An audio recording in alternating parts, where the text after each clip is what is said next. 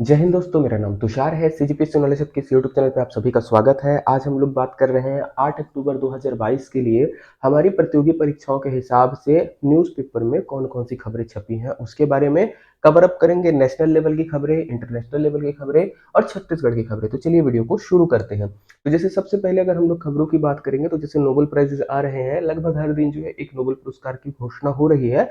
इसी में हम लोग देखने वाले हैं, कल जो है घोषणा हुई है शांति की नोबेल पुरस्कार की। तो अगर देखा जाए तो किनको मिला है, तो बेलारूस के मानव अधिकार कार्यकर्ता एलएस को शांति का नोबेल प्राइज मिला है। ओके, नाम याद रखिएगा, एलएस है, इनको शांति का नोबेल प्राइज मिला है। अब दो तीन चीजें इसमें जो जानने वाली है, केवल हेडलाइन से आपको समझ में आ जाएगी। सबसे पहला क्या, बेलारूस। बेलारूस एक देश है जो आपको देखने को मिलेगा किसका सपोर्टर है, रूस का सपोर्टर है। जब आप लोगों को पता होगा, जब रसिया और यूक्रेन वॉर हुआ, तब ये जो बेलारूस देश है, बेलारूस ने क्या किया था, रूस की सहायता की थी। और बेलारूस की सहायता से ही या बेलारूस की सेनाओं के द्वारा भी यूक्रेन के ऊपर आक्रमण हुआ था, जिसके कारण रूस के ऊपर तो प्रतिबंध लगे, साथ ही साथ किसके ऊपर लगे, बेलारूस के ऊपर प्रतिबंध लगे। अब इसी बीच में बेलारूस के जो कार्यकर्ता है एलएस, इनको शांति का नोबेल देना है। कहीं ऐसा लग रहा होगा कि ये चीज थोड़ी अलग सी हो रही है, बट ऐसा नहीं है। इन्होंने बेलारूस के खिलाफ ही जो है अपना आंदोलन चलाया था, और इसी के कारण बिना ट्रायल के इनको जेल में डाल दिया गया था। 2021 से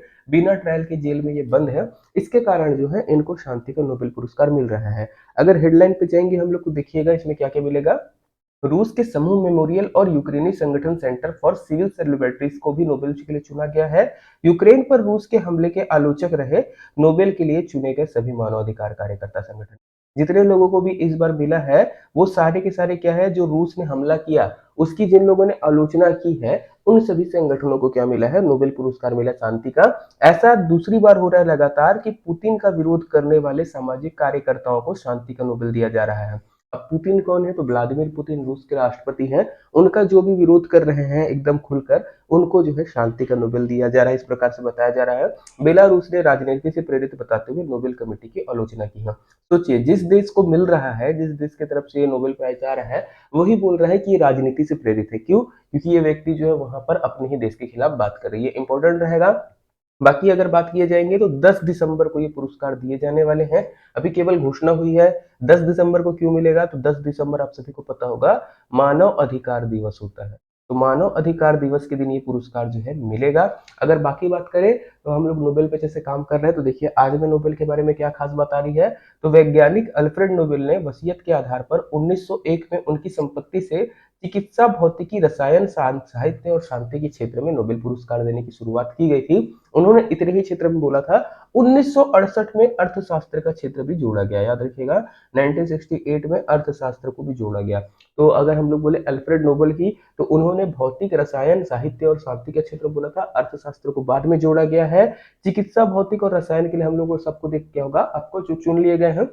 बाकी यदि बात की जाए तो चिकित्सा, भौतिकी, रसायन और अर्थशास्त्र के लिए विजेताओं का चयन royal Swedish academy of science करती है। याद रखिएगा, ये royal Swedish academy of science करती है।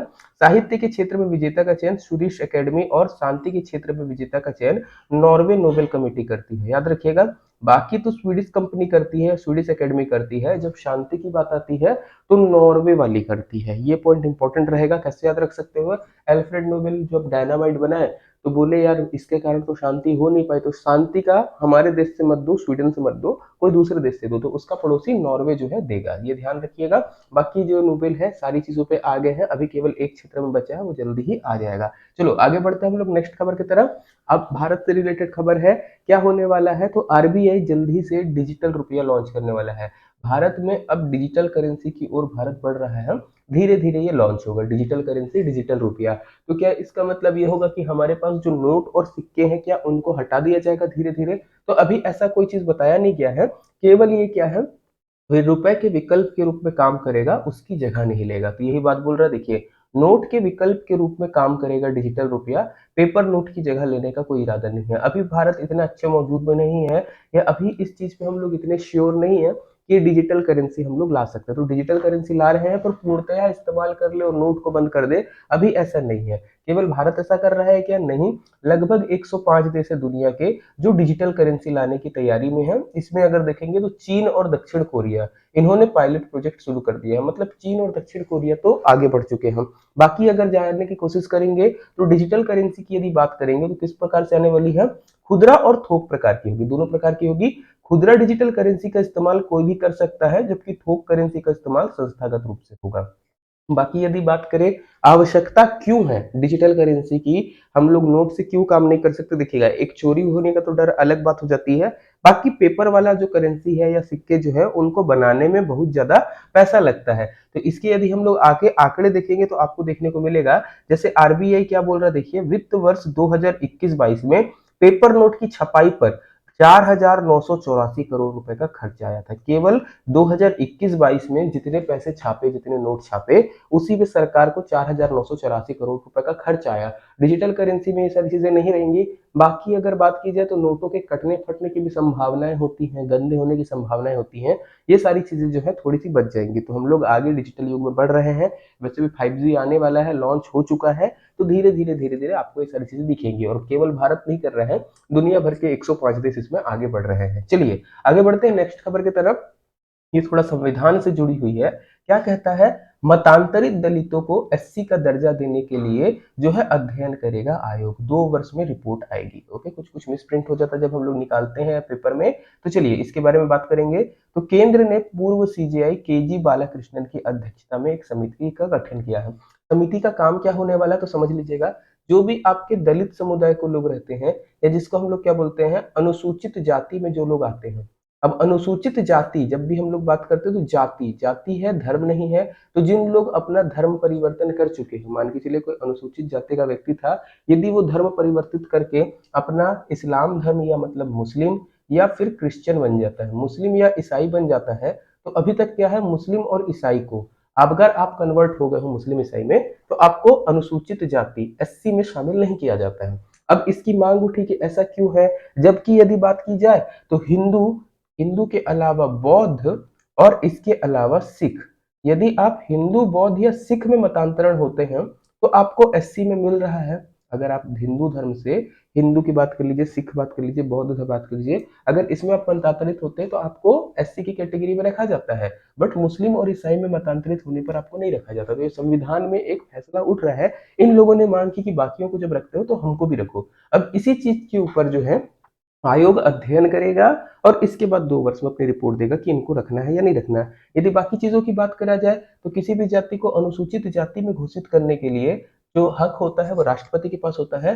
राष्ट्रपति आर्टिकल 341 का प्रयोग करके किसी भी जाति को अनुसूचित जाति में घोषित कर सकता है। इसमें अगर आप कन्वर्ट होते हो मुस्लिम या ईसाई में तो ये अब तक अपवाद रहा है। इन्होंने मांग की कि ऐसा होना चाहिए, इन्होंने विरोध किया कि ऐसा नहीं होना चाहिए। इसी के लिए आयोग बैठ रहा है, 2 साल के अंतर्गत अपनी रिपोर्ट देने वाला है। नाम याद रखिएगा, पूर्व मुख्य न्यायाधीश सुप्रीम कोर्ट के, नाम क्या है, केजी बालाकृष्णन। इनकी अध्यक्षता में आयोग बैठेगा, अभी रिपोर्ट आएंगी। तो ये सारी चीजों को हम लोग बाद में पढ़ेंगे। अगर इस बारे में विवाद की बात करें तो आप सभी को पता होगा, शाहरुख खान के बेटे का नाम क्या था? आर्यन खान। आर्यन खान को जब पकड़ा गया था ड्रग्स रिपोर्ट में, तब उसमें जो पुलिस अधिकारी थे, आप पुलिस अधिकारी का नाम चाहे तो कमेंट में बता सकते हैं, वो पुलिस अधिकारी ने क्या किया था, बार बार क्या कहते हैं, वो पुलिस अधिकारी के ऊपर आरोप लगाए जा रहे थे कि वो तो मुस्लिम है और उसने अनुसूचित जाति की एक सीट छीनी है। तो वो यही पॉइंट उठा रहे थे कि अगर आप मतांतरित हो जाते हैं मुस्लिम या ईसाई धर्म में तो आपका अनुसूचित जाति वाला आरक्षण भी जो है खत्म हो जाता है, क्योंकि आप उसमें नहीं आते।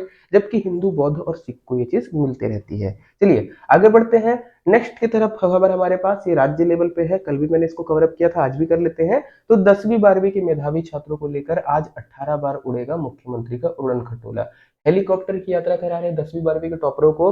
टोटल 125 विद्यार्थी हैं जिनको यात्रा कराई जाएगी। एक बार में 7 यात्री जो है, मतलब 7 बच्चे जो है यात्रा करेंगे। ऐसे करके टोटल 18 बार जो है मुख्यमंत्री हेलीकॉप्टर में बच्चों को यात्रा कराएंगे। तो टोटल 125 विद्यार्थियों को होने वाली। ये कौन है जो 10वीं और 12वीं में टॉप किए थे? चलो नेक्स्ट खबर की तरफ बढ़ते हैं। छत्तीसगढ़ भी रिलेटेड है हम लोगों के लिए, जो भी कृषि पेपर से जुड़ा है उनके लिए भी, और जो परीक्षा करते हैं उनके लिए भी। 1 नवंबर से धान खरीदी होगी हमारी शुरू। छत्तीसगढ़ में जैसे खरीफ वर्ष अभी शुरू चल रहा है, खरीफ सीजन, तो अब जब धान कटाई करके रख गया होगा, 1 नवंबर से आपकी धान खरीदी सरकार शुरू कर देगी। इस साल लक्ष्य रखा गया है 110 लाख टन खरीदने का। 110 लाख टन जो है सरकार धान खरीदने का लक्ष्य रखी हुई है। बाकी चीजों पे वैसे ही है, धीरे धीरे आने लगेगा। कितनी यहाँ पर बारदाने हैं और क्या क्या चीजें हैं वो धीरे धीरे आने लगेंगे। चलिए नेक्स्ट खबर की तरफ बढ़ते हैं, ये इंपॉर्टेंट है छत्तीसगढ़ के हिसाब से। क्या हो रहा है, स्मार्ट प्रीपेड बिजली मीटर जो है लगाने का काम अगले माह से शुरू हो जाएगा। नवंबर से एक नए तरीके का आप बोल सकते हैं मीटर सिस्टम लगेगा। अभी तक हमारे मीटर में क्या होता है, ये पोस्ट पेड है, हम लोग जो अभी तक यूज करते हैं वो पोस्ट पेड मीटर है। मतलब क्या होता है, आपने बिजली खपत कर दी, बिजली खपत करने के बाद क्या होगा, मीटर में एक रीडिंग आएगी। अब वो मीटर की रीडिंग के हिसाब से जो चेक करने वाला है वो आपको बिल देगा। अब यहाँ पर क्या होगा, जैसे ये प्रीपेड मीटर लग जाएंगे, अब स्मार्ट प्रीपेड मीटर हो जाएंगे। मान के चलिए आपने ये प्रीपेड मीटर रखा जैसे आपके मोबाइल में होता है, आपने इसमें कराया 300 रुपए का रिचार्ज। अब जब तक 300 रुपए का रिचार्ज रहेगा, ऐसे सप्लाई आ रही है आपके घर में जा रही है, जैसे आपका 300 रुपए का रिचार्ज खत्म होगा, मीटर क्या करेगा, पावर सप्लाई कट कर देगा, आपके घर में हो जाएगी लाइट गुल। फिर आप रिचार्ज कराइए मोबाइल में, जैसे रिचार्ज कराते हैं गूगल पे फोन पे से, फिर आपकी बिजली शुरू हो जाएगी। तो स्मार्ट प्रीपेड मीटर का मतलब क्या है, आप पहले ही पेमेंट कर देंगे, स्मार्ट मीटर रहेगा, जितना रुपया आप खर्च करेंगे, जितना रुपया आप पे करके रखेंगे उतने रुपए की आपको बिजली देगा। और उसके बाद ये चीज जो है बंद हो जाएगी, मीटर बंद किया जाएगा। आप बार बार रिचार्ज कर सकते हैं, जैसे मोबाइल टेक्नोलॉजी में वैसी है। तो अगर इसके बारे में पूरी डिटेल पढ़ेंगे तो क्या बोलता है, महानगरों की तर्ज पर, जैसे मतलब बड़े बड़े शहर हो गए हैं, उनकी तर्ज पर रायपुर समेत प्रदेश में 59 लाख बिजली उपभोक्ताओं के घर में स्मार्ट प्रीपेड मीटर लगाने की कवायद तेज हो गई है। केवल रायपुर में नहीं, 59 लाख बोले तो पूरे छत्तीसगढ़ में हमारे जो है बिजली उपभोक्ता है, उनमें है। मीटर लगाने का काम जो है नवंबर से शुरू हो जाएगा। बिजली कंपनी आधिकारिक टेंडर प्रक्रिया शुरू कर दी है। अगर बात करे जाएंगे तो बाकी चीजों में तो ठीक है, आइए आगे बढ़ते हैं। 45 गांवों में बिजली की मांग पर बनाए कार्य योजना। सांसद ने रायपुर नगर निगम में शामिल होने वाले आसपास के 45 गांवों की विद्युत संरचना के साथ ही विद्युत मांग की पूर्ति के प्रस्ताव में जोड़ने वाले स्मार्ट मीटरिंग सिम से होने वाला भुगतान, सिम रिचार्ज की जानकारी बिजली उपभोक्ताओं को देने संबंधी प्रचार प्रसार की आवश्यकता पर जोर दिया है। कि अभी जैसे हम लोग बात कर रहे हैं, ये थोड़ा सा अजीब भी लग सकता है कई लोगों को यार, कि रिचार्ज खत्म हुआ अचानक में लाइट गुल हो गई, बार बार जो है थोड़ा दिक्कत करेगा। तो ऐसा नहीं होने वाला है, मतलब ये सारी चीज की जागरूकता देनी है। इसका बेनिफिट क्या होगा, अगर हम लोग स्मार्ट मीटर लगाते हैं, बिजली चोरी में कमी आएगी। कई लोग क्या करते हैं, मीटर को डिफेक्ट कर देते हैं कि लो भैया अब चल रहा है चल रहा है चल रहा है, ऐसा नहीं होगा।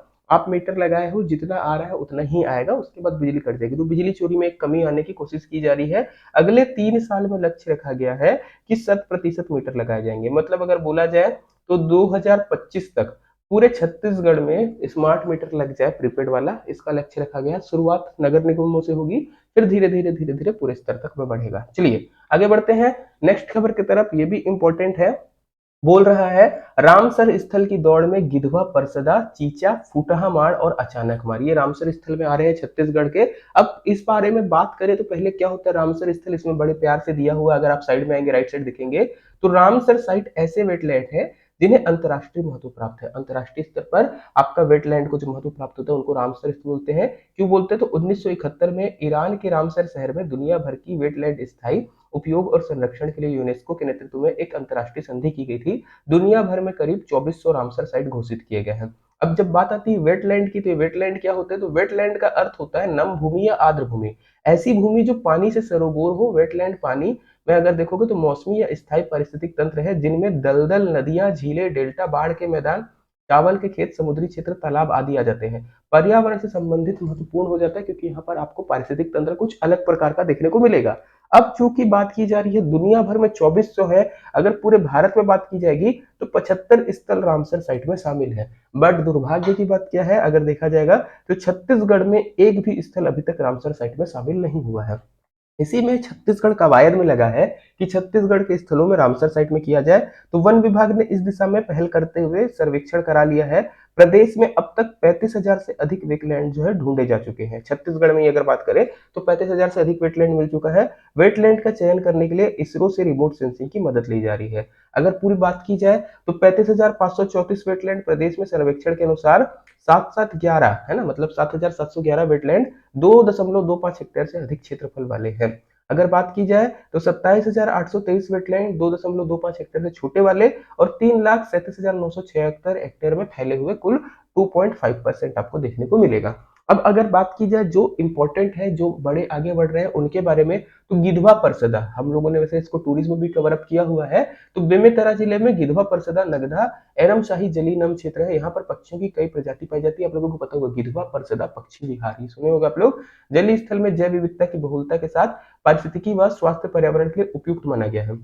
गिधवा परिसदा मुख्यतः जलीय नमीयुक्त क्षेत्र है। इसका भौगोलिक विस्तार लगभग 6 किलोमीटर प्रति 180 हेक्टेयर के क्षेत्र में है। ओके, इसके बाद अगर चीचा की बात करेंगे, तो दुर्ग जिले के पाटन के अंतर्गत चीचा विभिन्न प्रजातियों और पक्षियों के लिए जैव विविधता वाला क्षेत्र बन गया है। बाकी बात की जाए फुटहा माड़ की, तो रायपुर के गंगरेल बांध से लगा फुटहा माड़ जलाशय जलीय नम क्षेत्र है। यहाँ पर पारिस्थितिक तंत्र के लिए कई विशेषताएं हैं जो लोगों को खूब भाती है। इसके अलावा अचानक मार अभ्यारण्य और टाइगर रिजर्व है। इसके कुछ क्षेत्र में भी वेटलैंड की खासियत है। तो ये था आज का हमारा जो भी करंट अफेयर था न्यूज़पेपर में, इतना हमारी आज की वीडियो के लिए था। बाकी आप टेस्ट सीरीज चाहे तो टेस्ट सीरीज ज्वाइन कर सकते हैं। 2 तारीख के बाद टेस्ट हो गया है हमारा, 7 तारीख को टेस्ट होने वाला है। आप 2 वाला भी टेस्ट दे सकते हैं, 7 वाला भी कल टेस्ट दे सकते हैं। जितने बार चाहे उतने बार आप टेस्ट दे सकते हैं। अगर वीडियो के साथ आपको पीडीएफ चाहिए रहता है हमारा, तो आप इसमें आ सकते हैं। इस ऐप में आपको पीडीएफ और पंचायती राज के नोट्स के साथ टेस्ट दे पाएंगे। और इसके अतिरिक्त आप मैथ रीजनिंग का क्रैश कोर्स भी ले सकते हैं। 80 से ऊपर वीडियो आपको वहां पर देखने को मिलेगी। तो इतना था आज के वीडियो के लिए। धन्यवाद। जय हिंद।